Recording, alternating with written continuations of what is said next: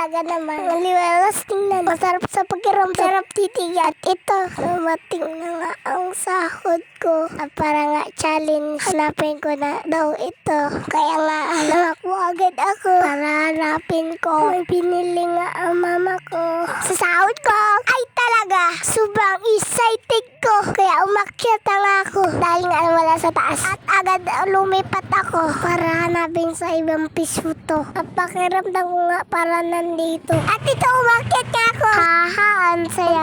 Kung mabili ni mama. Sobrang ganda. At talaga naman gandang pagmanstan. Ang sarap titigan. Ang aliwalas tingnan. Ganito para ang pakiramdam. Pag ikaw sinahudaan. Ito nga natanggap sa voice over ng mga video ng papa ko.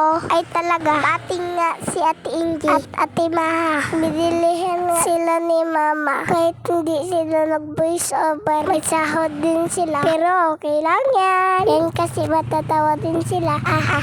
Sumansaya din nila. Nadamay pa sila. Ay talagang sobrang saya ni Jared dahil ito ang unang sahod niya. Hindi sa Mita, kundi galing kay mama at papa. At ito nga si Ate MG at Maha, ay nako, nadamay pa talaga. Ito nga ang pinangako ko sa kanya nung una. Sabi ko nga sa kanya, galingan niya ang mga pag-voice over ng mga video ko. At nangako na mga kung sasahuran ko ito. At itong unang araw ng sahod niya, panay kasi ang tanong niya sa akin. Siyempre, ayaw ko namang umasa siya. Kaya ito, binilahan namin ng race car para sa unang sahod niya. Nagustuhan mo ba ang unang sahod ko, Jared, anak ko? Opa.